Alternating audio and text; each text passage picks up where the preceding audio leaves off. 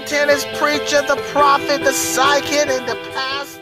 This is the magic man, the tennis preacher, the prophet, the psychic, coming back at you again with another video. People, I'm just messing with everybody right now, but I'm actually serious. But I'm just trying to be funny also. Now, people, I made a video. It was last year, about 8 or 9 months ago. You know what it was made? I'm going to tell you what it was made. It was made after Federer became #1 last year. Like during that time.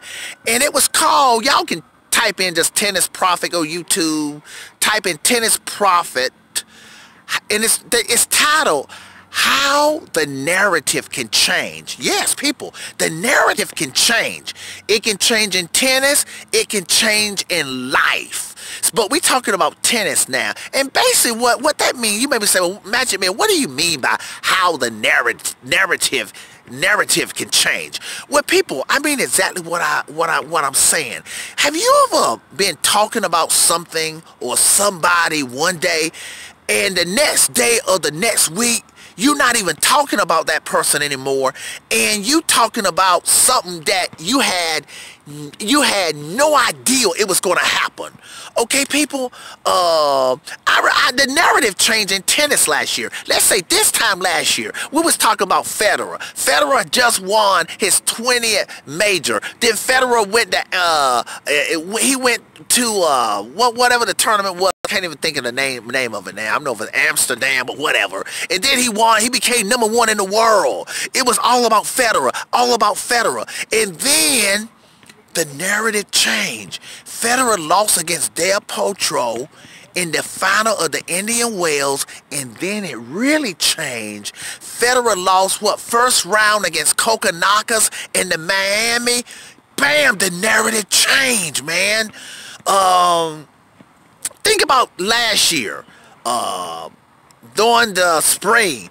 People were saying Djokovic should retire. Djokovic shouldn't get his game back. People was commenting on my channel saying Djokovic, he just wants to retire. He'll never be the same. Boom! Didn't the narrative change? So people, now let me be funny a little bit. Now y'all can take this video however you want to take it. I am being funny, but I'm serious about this, people. People, it would be hilarious. So I'm going to go ahead and get ahead of the game. Just in case this happens. And it could happen. I'm going to make sure nobody can say, Magic Man, you said all this stuff that you put out those pre-French Open videos way back in January saying the biggest match of the year is going to be the French Open final between Djokovic and Nadal. And you say that's the biggest match of the year with the biggest implications of the year. Now, I still stand by that. That's true. That would be the biggest match of the year if it happens. Now, people, check this out. I got to put this out just in case it happens. People, it would be hilarious. Now, Federer's already said, y'all know where I'm going now. Federer has already said he's playing the clay court season, at least playing the French Open, Roland Garros. People, it would be hilarious if Nadal and Djokovic, they would probably be on opposite sides. If Djokovic gets upset, Djokovic can't, listen, we know this, Djokovic can lose that one match. He may be tired of winning, let somebody else win. Djokovic don't quite step up for that one match. He lose against a team, okay, he gets upset or something, and on his side of the draw. Nadal gets upset on his side of the draw. That could happen, and Federer wins the French Open. Listen, people, listen. Listen, people, I've seen narrative change. We have written Federer off, and people, I'm telling you, narratives can change. You'll be talking, people, have you ever been talking about maybe you live in a certain state. People, this happened to me. I remember I was on the East Coast. I had no idea that the next year I was going to be in California and living in California. And I've been in California for the last, Southern California for the last 25 years. It's amazing how the narrative changed. And that year before I moved here, I wasn't thinking about going to living in California. So So I'm telling you, the narrative can change. You know, somebody said something to me the other day. I hope it happens. Somebody said, Magic Man, I believe Nike or Foot Locker or Adidas or one of those big sporting companies, or even somebody like a Toyota or McDonald's, they gonna call you one day, comment on your tennis channel and say they want to endorse you with $1 million contract, and you'll be and put tennis profit on tennis shoes around the world. Boy, that'll be a narrative change. I'll be talking now. But it's amazing how the narrative can change. So I'm a very spiritual person, people. I believe in that stuff. Now, let me just say this here, people. I need to also put this out, and I'm being honest here. And you know, I stand by any video I put out. People, I put out a lot of videos, not just one or two, where I said that I think Federer is going to still end up being the GOAT. Like now somebody will say, wait a minute, Magic Man, slow down. You've been talking about Djokovic the last 2 days. You said Djokovic this, Djokovic that, Djokovic is headed this way. Yeah, I stand by all that. I stand by all of that. But I'm just saying, people, I'm very spiritual with this stuff, this GOAT thing, that now my reasoning in those videos, I did give reasons like, okay, Federer was playing well then. That Federer, he just needs to keep winning 1 or 2 and stay ahead of Nadal and Djokovic, okay? More Nadal, because Nadal was closer when it came to slams. But people, my main reason was this here.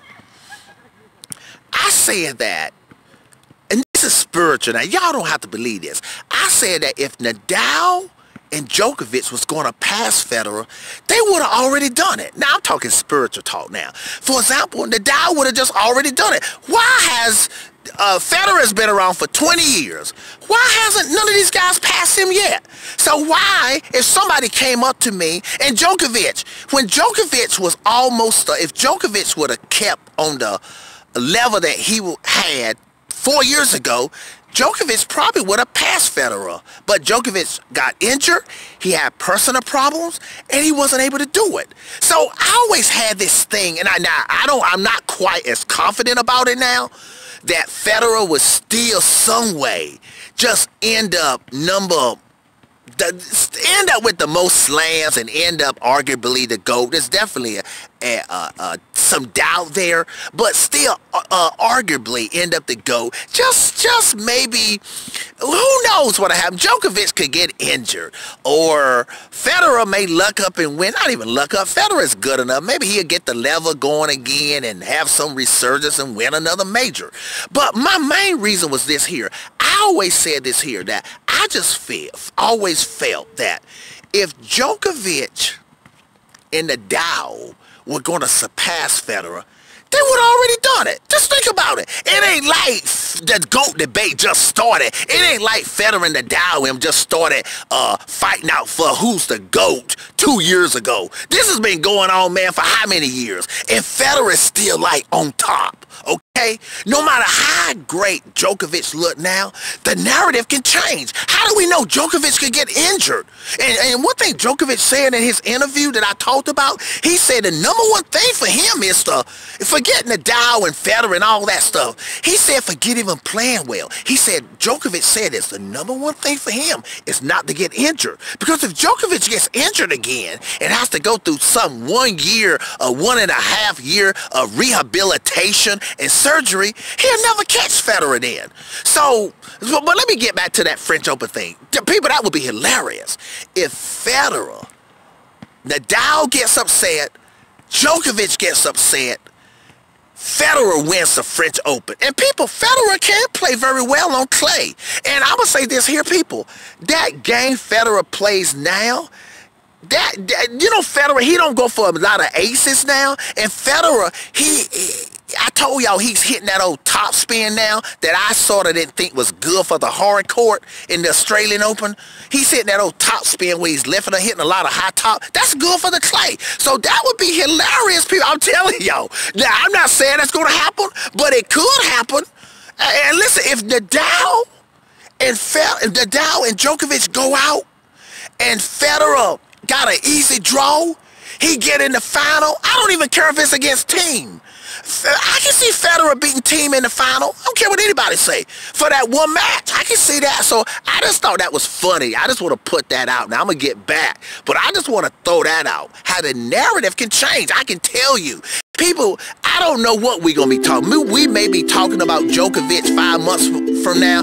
We may not be talking about Djokovic. We may be talking about Nadal. We may be talking about Federer. We may be talking about Zverev. We may be talking about somebody new that somebody we haven't even heard of. So the narrative can change. It can change by the day. It can change by the week. It can change. Man, tennis preacher, the prophet, the psychic, and the pastor.